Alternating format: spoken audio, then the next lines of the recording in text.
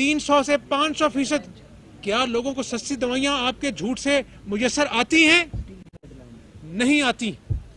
तो मैं ये समझता हूं कि आज जो होशरबा महंगाई ने लोगों के होश उड़ा दिए हैं, एक तरफ लोग महंगाई से रो रहे हैं और दूसरी तरफ इनके झूठ खत्म होने का नाम नहीं लेते।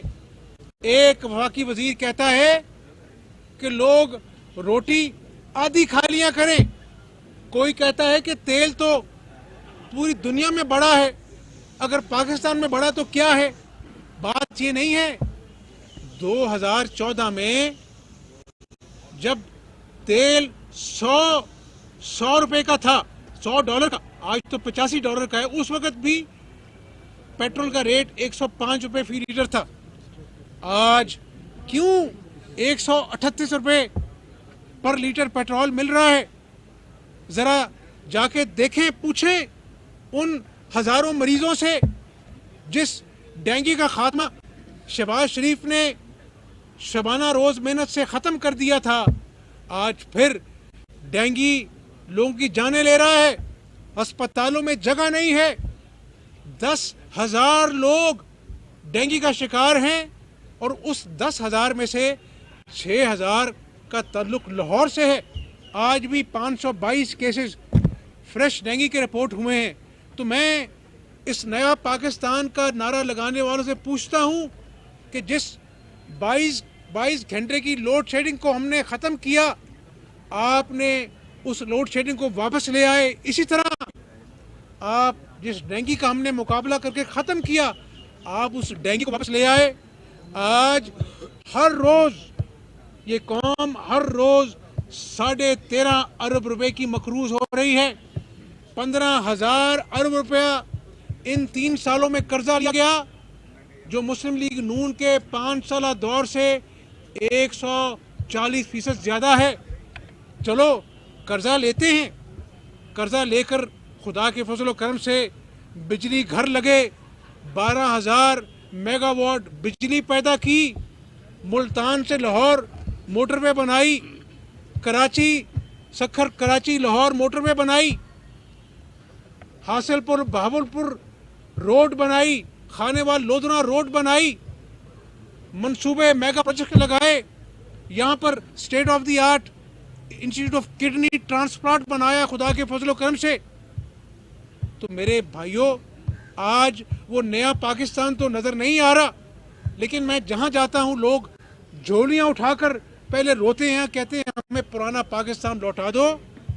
तो मैं गुजारिश ये कर रहा हूँ कि आज बतौर पाकिस्तानी मैं ये समझता हूँ कि पाकिस्तान उस दोराहे पे आ गया है जहाँ पर मिन हैसल कौम अगर हमने होश के नाखून ना लिए तो इस मुल्क को खुदा न खास्ता नाकाबिल तलाफी नुकसान हो सकता है, और ये मुल्क मजीद इमरान अहमद न्याजी के झूठ वादों का मुतहम्मल नहीं हो सकता। ये बताएं कि बलूचिस्तान में तब्दीली की वेव चल पड़ी है, बेशक गवर्नमेंट के अपने अलाइंस आगे पीछे हुए हैं, आप अभी पीडीएम का साथ है और पीडीएम भी ये बार बार कह रहा है कि अगर चाहें इस वक्त इस हुकूमत से निजात दिलाना चाहें तो मुस्लिम लीग नून के पास बेहतरीन ऑप्शन मौजूद है पंजाब में बुज़दार हुकूमत के खिलाफ, और मरकज़ में भी वो कहते हैं हम साथ हैं।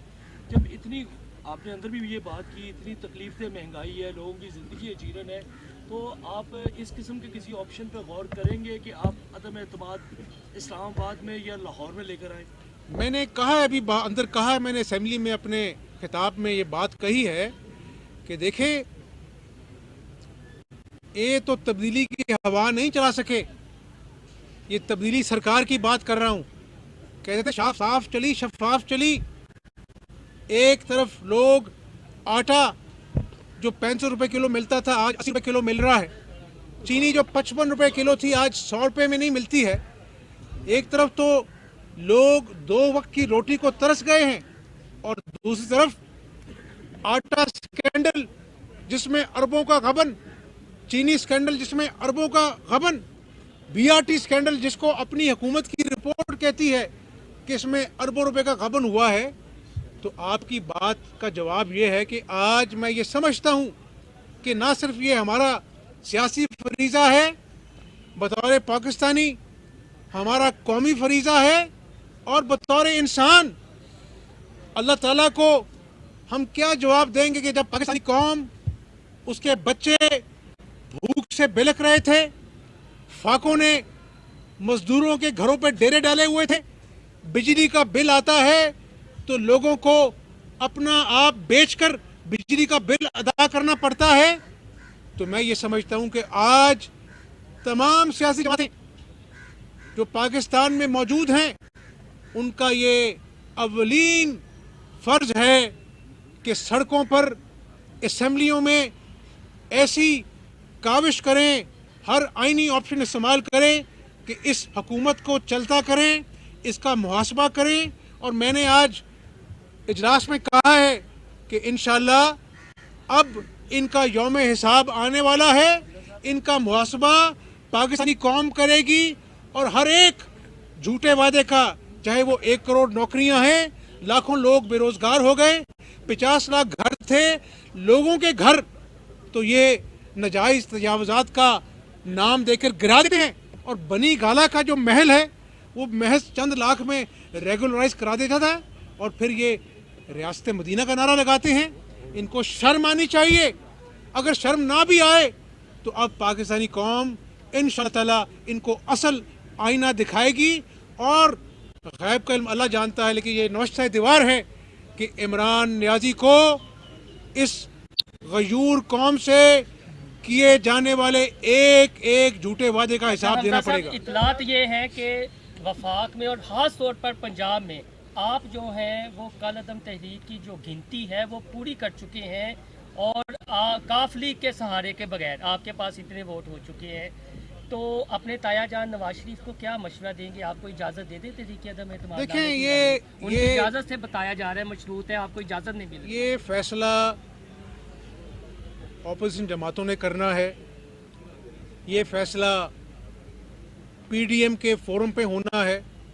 اور یقیناً ہم سب بھی سوچتے ہیں جو آپ کا سوال ہے، تحریک عدم اعتماد کا جہاں تک تعلق ہے یہ ایک آئینی آپشن ہے، اور جب تمام سیاسی جماعتوں سے مشاورت ہو جائے گی، سڑکوں پہ احتجاج بھی ایک آپشن ہے، تو انشاءاللہ اس قاتل مہنگائی کے خلاف جس نے عوام کا جینا دوبر کر دیا ہے، اس کے لیے ہم ہر آپشن کو ڈسکس کریں گے، مشاورت کے ساتھ حکمت عملی بنائیں گے، اور اگر انشاءاللہ کوئی فیصلہ ہوگا تو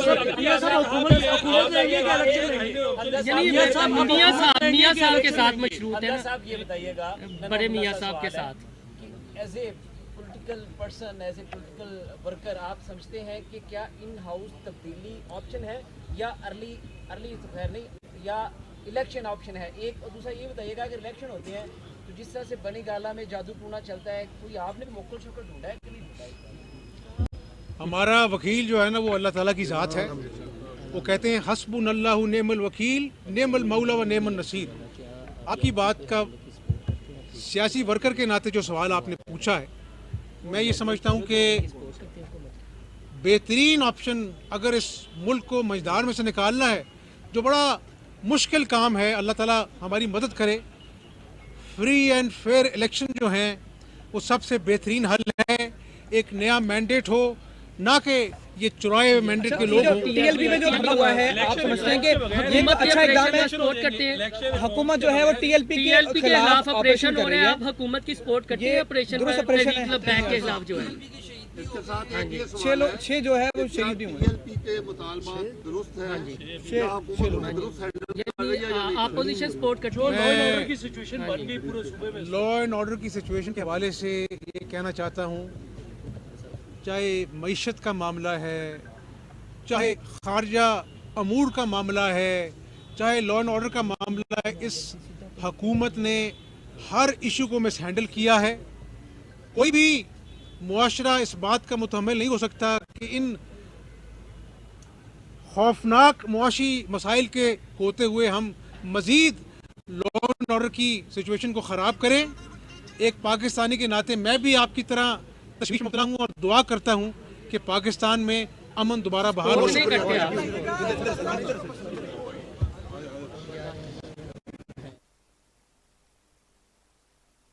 آپ کو بتائیں کہ لاہور میں حمزہ شہباز کی نیوز کانفرنس جاری ہے. ان کی جانب سے کہنا ہے کہ وزیر اعظم کہتے ہیں کہ کرونا کی وجہ سے مہنگائی ہوئی، ہر گھر میں فاقوں نے ڈیرے ڈال رکھے ہیں، اپنا آپ بیچ کر بجلی کا بل ادا کرنا پڑتا ہے.